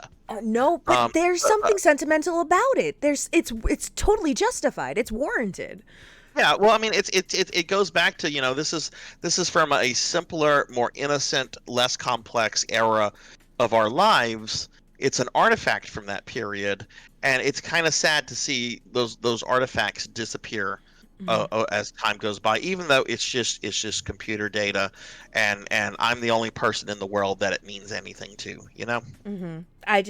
That's the one thing that I probably, me being me, I would have been like, I guess I'm gonna have to pick up another copy of the link, and I'm gonna have to play that game off of another cartridge because I can't remove that save file. That's something I would do because I get the little things, the very trivial things. They mean the world to me. Like even, I found myself going back, and I go through eBay all the time, and oh, the things I could possibly buy. There's like specific issues of like Nintendo Power or the Nickelodeon magazine that I'm like, I don't need this, but there's something important about that issue that really makes me want to buy it because it was from a time that was happier and things weren't the way that they were now. It's a good nostalgic feeling. So it's hard for me to kind of part with those things. I have a very hard time with that, for sure. Yeah, Ephinea logged me off again, so I'm logging back Oh, in. you're okay. Um, Oh, that's okay. Oh, actually, in chat right now, I see a couple people making comments here. Guidebooks should come back. I hear you on that, Thunder Drummer. I love guidebooks. Nothing wrong with Brady games. I like me some Brady games. The Versus guidebooks, also absolutely love. Ramsey says, with that amount that MKR goes for, you can get that Terra 1/8 statue. Ooh. Is it really going that high for Magic Knight Rayearth? it's Magic Knight. Last time I checked, it's a $1,000 plus game. Oh my gosh. Maybe it's gone down some, but last time I checked, it's a $1,000 plus game. Well, that's even like Sam. To folks that don't know, my husband Samodian. What was it, this past weekend or the weekend before? Because we started a discussion in your Discord channel about it. I heard the doorbell ring, and he told me to go get it, and he got this delivery, and he had this really heavy package. And if you know Sam is notorious for buying things and not telling me what he bought, because he loves to see me get upset because I keep telling him, we don't have the space for it. Where are we going to put this? Where are we going to put this? But he actually was very sincere where he's like, I needed to buy this. And I was like, okay. And he opened it up and he showed it to me. And for the first time in our many years of being together, I'd never seen his face look so genuinely happy. It was a reprinted copy of the board game Hero Quest, and he told me how when he was 10 years old, he remembered seeing the commercial, and he sat me down and showed me the commercial from 1991 and explained everything to me about the game. And he's like, I wanted this game so bad, but I couldn't get it at the time because it was a really expensive board game to get at the time. And now with my birthday coming around this year, I saw that it was on sale for at a much more discounted price. So I told myself I had to pick it up. And I was like, wow, I was like, it's your choice, it's your money, you do what you want. But to see how much that meant to him, that says volumes. And now he's excited about playing it together, and he wants to tell me all about it. And he gave me the full history on Hero Quest. He told me about the Games Workshop history and then the Hasbro acquisition with it. I had no idea, but I think that's awesome. For a very specific age group, Hero Quest was an incredibly formative game. I would say Hero Quest is one of the most formative products that I've encountered in my entire life. Mm-hmm. It's because of Hero Quest that I got into Dungeons and Dragons and tabletop gaming and developed an interest in like the video game versions of that kind of stuff. It was all because of Hero Quest and all the good memories I have of that. So whenever I saw you post that into my Discord, that just made me so happy to know that there are others out there that still had a very similar shared experience, because I used to run Hero Quest games of the remake that came out, the reprint or whatever you want to call it, at my local game store until about maybe almost a year ago. And most of the people playing Hero Quest were people that were just a little bit younger than me. Not like tremendously younger, but just we're talking like maybe 3, 4, 5 years younger than me. And they had never really heard of it. I mean, they had heard of it, but they didn't have like the same sort of like, it didn't have like the same kind of impact that it had on like me and other people, that very, very specific age group. Mm-hmm. Real quickly, I want to just address something I saw in chat real quickly. Sonic wrote that I'll cry if I ever lost my PSO memory card for GameCube. Sonic, I don't know if you know this, but there is a way to back GameCube memory cards up. You need a modded Wii. But my most advanced PSO1 character is actually a GameCube character that I've had on my GameCube memory card for over 20 years now. If you don't know how to do that, please feel free to reach out to me, and I'll be happy to explain the process about how to keep that data backed up, if in case the memory card does fail at some point. And also, there's a lot of these private servers too. If you're, I believe Ephinea has it available where you can immediately download your data for all your character saves. And I know for sure on Silverant, because I actually ended up doing it with my VMU card. If you have version 1 or version 1 and 2 Dreamcast of a character and you want to play them online, you can also automatically back up your character onto the cloud servers on Silverant, so that if you ever needed some type of electronic copy of your character, if for whatever reason your VMU got corrupted, there is a means to do it. So there are options out there, but definitely that's a nice saving grace about modern day technology, that we can preserve these wonderful these relics to us that mean so much to us. So I think that's awesome. Uh, Oh, uh, okay, okay. Sonic just said that they know about that, and okay, cool. Because I would be in the same if my memory card died with my PSO character, and if I didn't have her backed up, I would be very upset. I would feel like I would be losing like an important part of like my gaming history. So I keep her backed up every 5 levels at this point on multiple multiple storage devices. let's see what else chat's saying here. I'll cry if I ever lose my PSO memory card. I don't even want to think. I don't even want to think about anything happening to my VME card. It would be hard. Simodian, buying a new game is my version of turning Sarzac into a slime. Are you for real right now? Are you for real? You know how I react when you purchase new games and then don't tell me about them, because they're huge, massive boxes, like 40 pounds heavy. How dare you, Simodian? How dare you? But he's not wrong, though. You were the one earlier, though, Pizza. I'm gonna just call you out on this. You were the one earlier that said that you wanted to buy the $18,000 Final Fantasy VI statue, and it was Sam that was just like, we can't do that. As a caveat, So, I said I would put it in my office at work. I knew about the space allocation at home, Sarzac. I thought that through. And I also thought to myself, if I couldn't take it to work, well, listen, Sam could sleep on the couch and I could keep the statue in the bed right next to me with me and the cat. It would be glorious. No big deal. No big deal. maybe we could like do a crowdfunding thing, like you, me, and some other people that would like to own the statue could like maybe fund our, do like crowdsourcing, and then we could have a system where it gets shipped to somebody's house like every 6 months for like the rest of our lives. That sounds like the premise behind the sisterhood of the traveling pants, and I want you to know that I'm here for it. Having some type of like community, just having the statue at certain locales at certain times. I think this is a great idea, because realistically, we cannot spend that's literally the closing costs on a home or a down payment on a home. But if we do it as a community, we can have an icon, a relic to the greatest Final Fantasy game ever, and also the greatest Final Fantasy character of all time. I absolutely love Terra. Actually, it's funny because for Christmas this year, I actually got Simodian a Magic the Gathering card, and it was specifically the Liliana art, the Japanese card, with the artwork that was done by Yoshitaka Amato. I had been saving up for it for months, and I had noticed that it was available online for, at the time, I think like $300-$400 for like the borderless foil. And I was like, all right, I'm just going to save up, and when the time's right, I'm going to order it. But I was getting very worried and anxious about it, because I didn't like the idea of something that expensive shipping transit through the mail. So I was like, maybe I can support like one of our local game stores or local comic shops, and maybe they'll have it. And thankfully, our local game store actually had a copy. It wasn't the foil version. Or no, I don't think it was the borderless version, but I think it might be the foil. So without thinking, I just picked it up. I was like, Merry Christmas.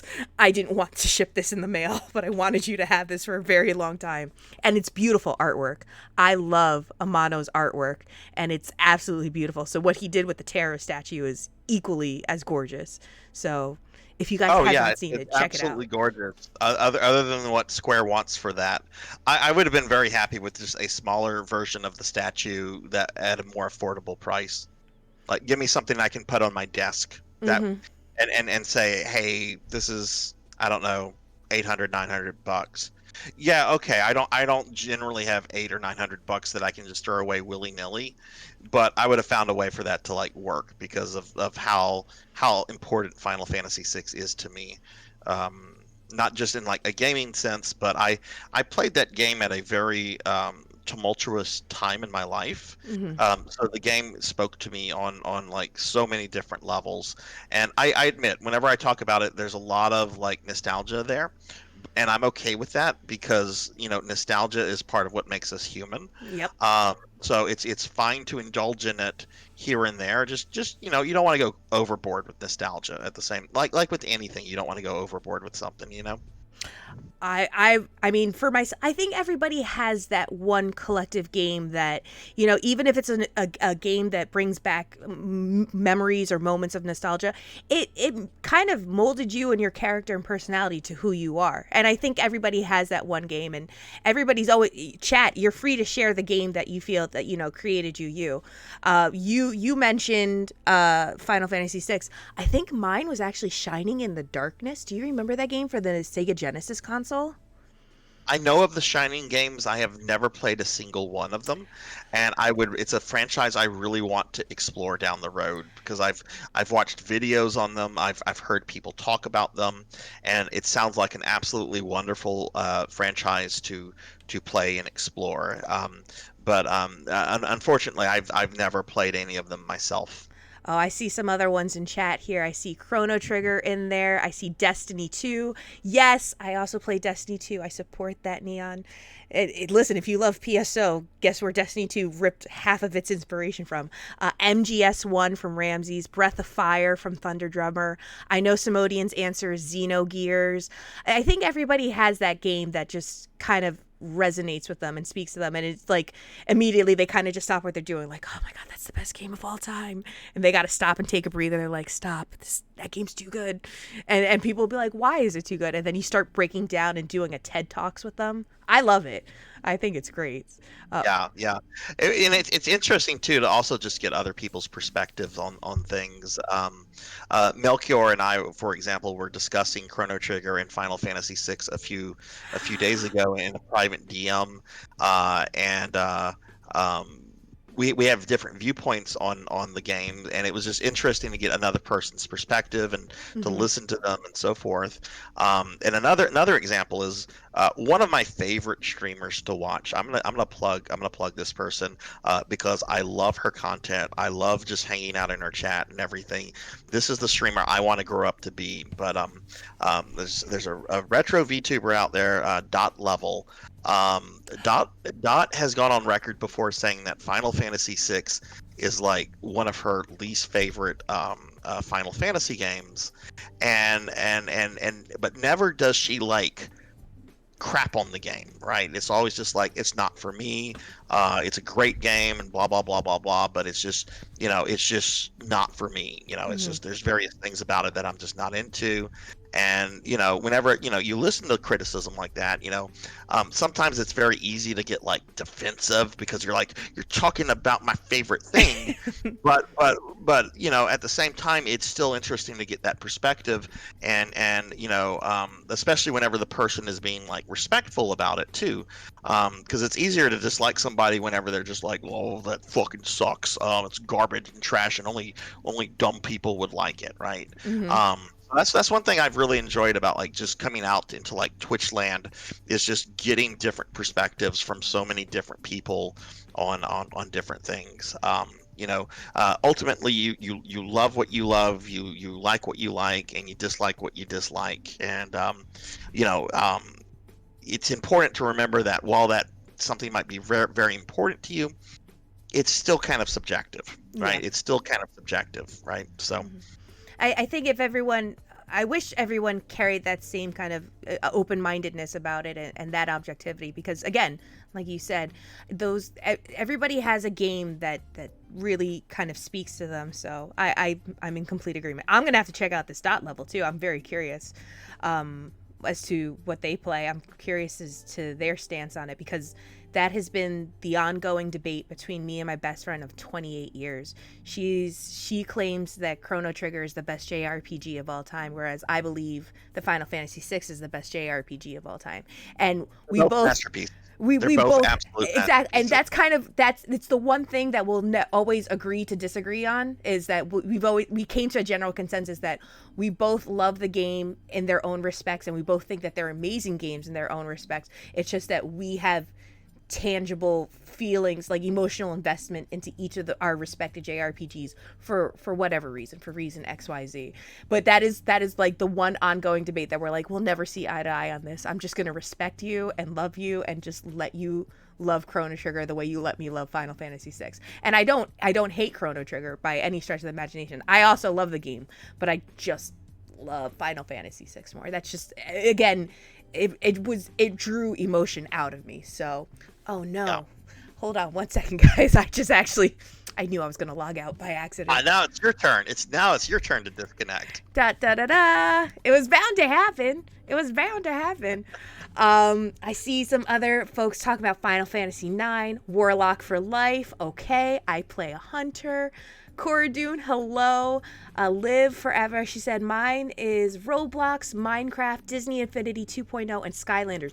I loved Skylanders. Skylanders was a great game. I collected the figures because my nephew got into them, and so I got into them. I think that's a great game, so there's nothing wrong with that. Tales of V. Hi, Coradoon, how are you doing? I still never got to the halfway point on Chrono Trigger. Ooh. Thunder Drummer. You are like the JRPG master. I need you to take a week off from work, Thunder Drummer, and like play through Chrono Trigger. Listen, you have 150,000 channel points, Thunder Drummer. I have a suggestion to make. If you're not into Cookie Monster's Monster Munch, may I suggest? I think it would be a great idea. But I actually also didn't get a chance. I saw a subscription come through from King Boshi. Thank you so much for the subscription. And a whole ton of follows. I will get to those at the end of the stream, but I want you guys to know thank you so much for the follows, and thank you so much for tuning in. You guys have been absolutely amazing, and it's been a blast to be with everybody tonight. So I just wanted to take a moment to tell everybody thank you for that. Let's see what's going on here. I'm actually making my way back in. And I'm getting to the lobby. I'll be there in just a second. I'm trying to multitask. I'm not doing so hot. Almost went to the wrong lobby. Are you still there? You're still there. You're just spinning around in your chair. Look at you. And I'm reading what Ramses just said. Ramses, I kind of feel that way whenever I think about my corgis, and I always feel guilty about it because there is one corgi. I have a slightly more that I'm slightly I don't even know how to say this without sounding like a jerk. There's one corgi that I feel a little closer to than the other corgi, and I always feel really terrible about this, but it's that feeling is kind of there, and I kind of feel like that's also the same case with some of those games that you've mentioned, right? Don't make me choose because it's going to be a hard choice. And whenever I think about my corgis, like I know that there's like this slight preference for one over the other. Granted, sometimes the one that I have a preference for, sometimes that one drives me up the wall. Okay. Yeah, it's when you have that feeling, it's kind of like, oh God, I don't want to be here. I don't want to be here. I want to be more impartial. I want to just say they're all wonderful and they're all great. Thank goodness I never had more than like one kid, because I probably would have also done that with kids, and that's probably a lot worse than doing that with dogs. Yep. I mean, don't get me wrong, I love my dogs, and my dogs are super important to me, but Nope. I do that with both of my pets, and the thing is for Sam and I, our pets are literally our children. We chose not to have children of the human variety. We chose the fur variety, and I get so much shit all the time for the amount of time that I spend with one pet over the other. And they're like, "That's your favorite." I'm like, "No, I love both my pets just the same.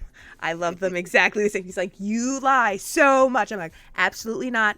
I love both of them. They're both my babies. I take care of them. And always the one that I'm always hanging out with just a little more than the other one gives me shit and, sticks poop in its mouth. But, such is the life of being a pet parent. So I get Yeah. that. Coradune says, "It's so awesome to see the podcast thing that we talked about starting. I'm happy about this." That's right, Coradune. So I'm not sure if you're aware of this, Sarzac. We actually started up the happy hour from a stream where Coradune was in. Coradune plays a Rawcast. We call him fucking Robocop. That's his name. Or at least that's what I like to call him. And he was the one that suggested the idea of doing like the podcast thing. And now it's coming to reality. And you are the first guest. You are like the one. You're like the Aw. Highlander. You're the Highlander. You're the first guest we've ever had on the show. Aw. Look at that. Yeah. Well, I'm very honored that you approached me about this a few weeks ago, Pizza. So thank you very much for that. No, not a problem. Thank you so much for being here and all the viewers that are listening and tuning in. I do want to open the floor to everyone as well. If you guys actually have any questions for Sarzac, Sarzac is also checking out the chat right now along with me. So if you guys had any questions that I may have missed that you want to ask Sarzac about, I want to open the floor to you guys too, especially as we're getting close to wrapping up for the end of the night too. I want to open up the floor to you guys if you had any questions for Sarzac. And as I see those come in, I will direct those your way. As we're waiting for those to come in though, I did want to ask you as well. I wanted to take my personal final question back to you and your continued success as this cookie loving, slime embracing necromancer and content creator. I know a lot of the viewers that tune into my streams and maybe fellow folks in chat right now, a lot of them may be active content creators or even aspiring PNG tuber or VTuber personas. Is there any advice or tips you'd like to give them if they wanted to take that leap themselves to become a content creator or a VTuber, or how to see continued lasting success? Are there any pearls of wisdom you could share? Yeah. Go into the waters slowly. And make sure you like it and enjoy it before you go all out. VTubing is not cheap. Yes. I've spent with all the model upgrades and stuff on my VTube model. I've spent probably a little bit over $1,000 on it. Okay, and that says nothing about like emotes and sub badges and stream assets and all that kind of stuff. It can get very expensive very quickly, and it's not something I would encourage anybody to do unless you've tested the waters. So start small. Right? Maybe just start streaming if you've never streamed before, and if you're thinking about doing it, maybe just start streaming directly from your PS4 or PS5 or whatever console you might have. If you're interested in VTubing, watch a bunch of VTubers. Don't just watch one or two. Watch a bunch of VTubers. Watch how they present themselves. Watch how they interact with their audience. Watch what they do. Just because there's a lot of different styles, a lot of different things out there, and then maybe take whatever steps. If you have artistic skills, which I do not, so and I have to like commission all of my stuff because I cannot draw a stick person to save my life. Me too. But Me too. maybe do a PNG tube. I've seen some really incredible PNG tubers. Ramses, who's been here, I think the entire stream, is one of my favorite PNG tubers, and I love being able to hang out in Ramses' stream. Ramses is incredibly knowledgeable and passionate about the games and topics that he talks about on his channel, and you can explore stuff like that. And still be an excellent content creator without dropping a lot of cash, because I don't know about, I can't speak for anyone but myself, but this economy has not been kind to me with the inflation and all that kind of stuff. So I try to watch the money that I I put into this. Almost everything I make off of Twitch gets reinvested into the stream, but sometimes I pull in, I have to pull in funds from outside of Twitch to make certain things happen. And you just need to make sure that you really like the hobby and that it's something that you enjoy before going all out. Because one thing I do see that unfortunately happens a lot is somebody will watch a couple VTubers that they like, and then they'll be like, I'm gonna be a VTuber, and then they go out and they commission like a $1,500 model, and then they maybe stream with it for a month, and then they are frustrated that they're not getting more than like 4 viewers a week or something like that on average, right? Um, you're not going to have success overnight, right? You have to put time and effort into building a community, to establishing yourself as a content creator. None of that stuff happens overnight, so don't go all crazy on investments, thinking that that is just an instant road to success. It is not. One thing I see that a lot of VTubers do when they feel that their growth is kind of stuck or in a rut, they'll go out and they'll commission a brand new model. Oh, I'm not getting the views I want. I'm not getting the kind of community interaction I want. So I'm gonna go drop $800 on a new model. And then they do it again like 4 or 5 months later. Oh, it's not happening. I'm gonna go drop another $800. No, it's not your model. There's something else there. Either your expectations um, are not realistic, or maybe there's a way that you can like change in your presentation. Um, just be very careful, because you can rack up a lot of money you can rack up a lot of debt, I should say, very quickly, if you're not cautious about this stuff. Definitely. I'm going through that right now. I hear that. I'm like, this is an investment. It's an investment. It's a worthy investment. Don't get me wrong. But going through the models and going through the constant conversations and the consultations, which, by the way, always support local models too, because they're absolutely, in the world of AI that we live in right now, supporting, local artists is always a great help to them too. But Oh yeah. Look, AI is not going away. AI is here, and it's going to change many industries. That's something we have to just accept. mhm, But I whenever I get art commissioned, it's from a human being. yeah. It's not going to be AI art. I want my money to go to somebody that's going to help them continue their career, continue their passion, and to help them pay their bills. and Right? and the talent that's out there right now, let me tell you, it is insane. The talent of artists that is out there. There's so many talented artists, and there's so many resources available for you to reach out to those artists, and reaching out to them directly is always the best way to go about it. Just be direct with them, and they'll be very kind to you. They know how to operate with clientele, and telling you, yes, I can do this commission. Or I even had the issue with my PNG tuber model. I went to a person and I told them my idea, and I showed them references, and they were upfront with me saying, I'm sorry, I can't do this commission. I don't think I can do justice to the references that you provided for me, and I want you to have a model that you would be happy with. And they're very upfront and honest about it. So that's 10 times better than anything I could have expected. And I thanked that person. I told them I would go back to them for business for something else if another opportunity presented itself. So, Oh yeah, totally. Artists know their limitations and what they can do, and a good artist, if they can't do something that you're asking them to do, a good artist will tell you, I can't do this. mhm. Oh, you want a model that looks like a Gundam? I'm sorry, I can draw humans, I can draw animals, I can't draw mecha.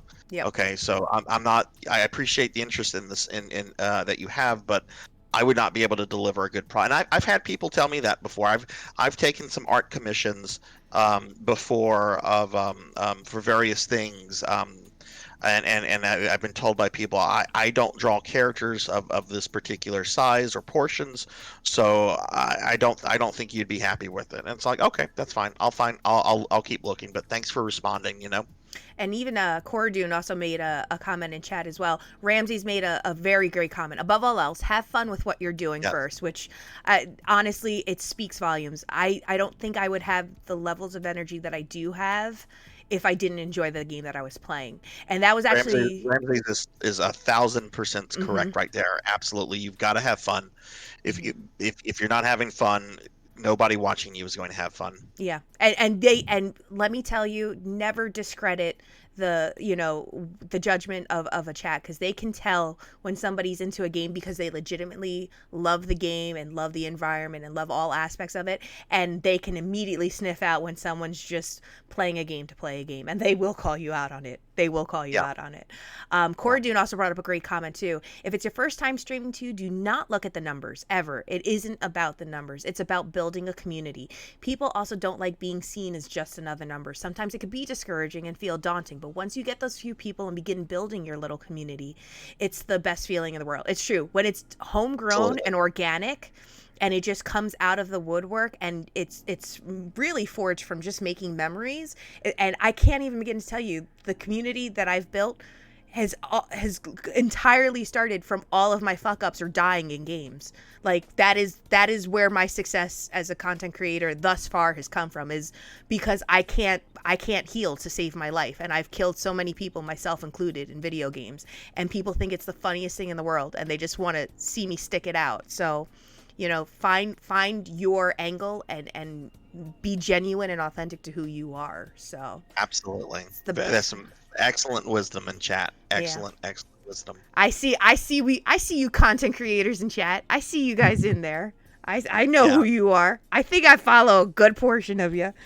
But I think actually if that's it, I think we might be rounding out the stream soon.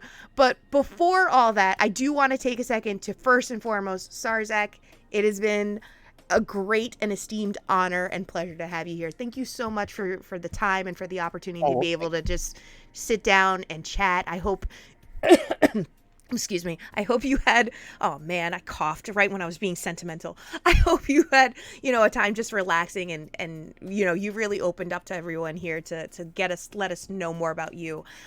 Is there any specific channels that you, or, social media links that you would direct folks to check you out if they wanted to see more about you? Yeah. There's my Twitch page, I guess, which is I hate plugging myself, but since you asked, there's my, of course, Twitch page, which is twitch.tv/Sarzac.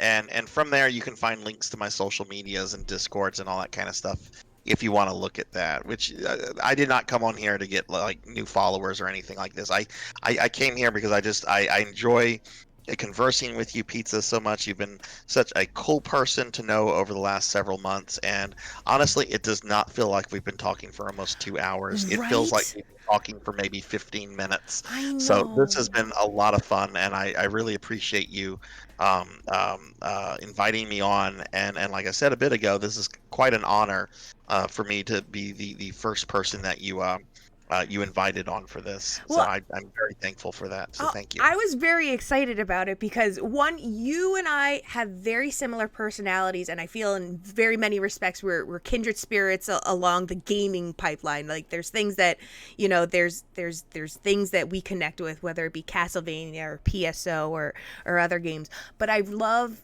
the outgoing personality, and I think it's not just you, but also your community. I love your community, and I know a good portion of folks that are currently in chat right now are members of your community, and I love how engaging and how warm and receptive everybody is. You really kind of curated this beautiful community and have really been so, just kind about letting others in and getting others to see, what your community has grown and created. So when I was thinking about it, I was like, oh, I should ask him. I don't know if he'll say yes or he'll say no, but I got to shoot my shot and see what happens. And I was very excited when you agreed. I'm like, I have so much I'm dying to know about, aside from what we already know, but to be able to get to open up more, just to actually see that there's, specific life references to the games that you've played and how it's really kind of created and made you the person that you are. I think that's absolutely beautiful. So I was like, I'm so glad that you are the first guest. And now I'm like, well, the bar has been set. Let's see who the next guest is. If they can, really kind of, bring that same, energy and that same driving force. So it's been a good time. It's definitely been a good Sure. time. But Sure. Yeah, I want to also take a second to thank everybody who joined in on stream. I did want to take a moment to give huge thanks to a lot of people. There's been a lot of continuous alerts. I apologize. I turned off the sound on my alerts because I didn't want it to interrupt, the discourse of the conversation and, hear things pop up if they happen to pop up. So Melchior Stormseeker, thank you so much for the follow. Sonic the Phantasm, Pig Dark Knight, Cinematic Sith 66, Rose Wolfheart, Rico Nico, Neon Exodal, Thunder Drummer. Thank you guys so much for the follow. Again, thank you, King Boshi, also for the Prime subscription. I really genuinely do appreciate it. If you guys did enjoy what you saw, be sure to follow. You can also check me out on social media at Pizza Made. You can find Sarzac over at twitch.tv/Sarzac. And what's actually, you're streaming again tomorrow, if I'm not mistaken, right? No, I am not streaming tomorrow. I No, don't. it's My Thursday. next stream is Thursday, Mm-hmm. and since I finally finished Dark Souls, so I do themed nights for anybody that has maybe not seen my channel yet. Thursday nights are spooky nights, so I play some kind of game that has elements of the spookiness in it. It doesn't have to be scary. It doesn't have to be Resident Evil, Silent Hill. It just has to be something spooky. So like Mortal Kombat, right? Nobody's going to watch Mortal Kombat and get scared of Mortal Kombat, but it's got spooky things in it. It's got demons, it's got the undead, it's got monsters. It's a certain level of spookiness in it, right? So on this Thursday, I'm actually going back to one of my favorite boomer shooters, which is a game called Heretic. Heretic is basically original Doom, but in a dark fantasy setting. And I've already played some Heretic on stream before. We're going to be beating the game this Thursday, I hope. And it's one of my favorite games of all time. I love Heretic so much, and it's a game people really don't know all that much because the franchise. It is part of a franchise, but I want to say the last game in the franchise came out a little bit over 20 years ago, so it's kind of a dead franchise. But I love it, and I'm looking forward to fighting like undead and demons and stuff in Heretic. It's such a good game. And I think I actually used to make custom Heretic levels, which they're not good, but I had fun making them. I believe you've gained a fan in my husband as well, because literally out of nowhere he just goes, "Yo!" And that's the thing. We'll watch your streams like during the week, especially we were watching the Castlevania stream when we were trying to figure out the combination to release the new the VTuber asset for you, and as we were watching it,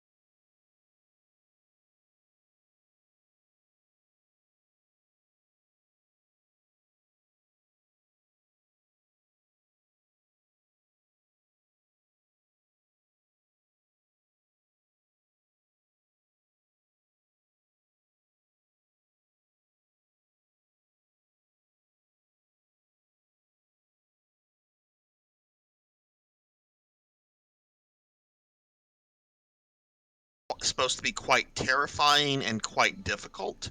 I watched a little bit of it. There's a YouTuber, and this guy's like a really big Doom YouTuber. His name's Decenio. Okay. I don't need to plug him because he probably has like 500,000 subscribers on his YouTube channel. But I want to say I watched him do a little bit with that a few months ago, and then I said to myself, I really want to play this, so I'm going to stop watching him. Because the more I watch him, the less exciting it'll be for me whenever I play it. Understandable.